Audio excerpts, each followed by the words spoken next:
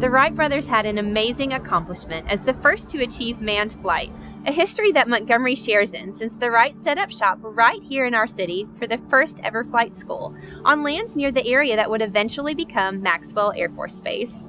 However, the truth is that the Wrights never really capitalized on their success.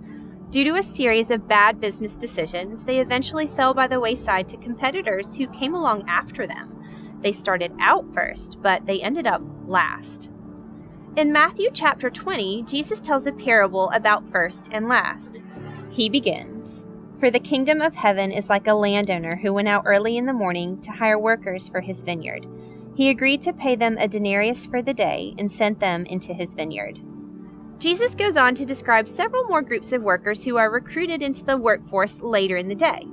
At the end of the day, the landowner goes to settle up accounts, and he decides to pay everyone the same amount, the 1 denarius offered to the first group.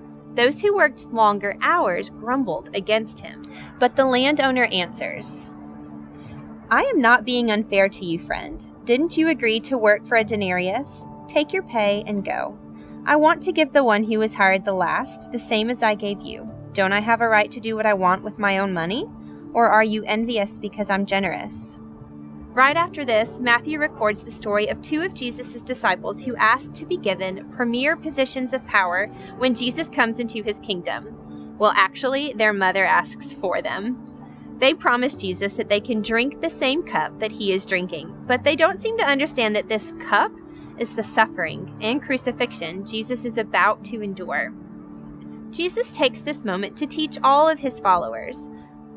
"You know that the rulers of the Gentiles lord it over them, and their high officials exercise authority over them. Not so with you. Instead, whoever wants to become great among you must become your servant, and whoever wants to become first must be your slave. Just as the Son of Man did not come to be served, but to serve, and to give his life as a ransom for many." First ones who become last, great ones who become servants. This story is just about to take flight.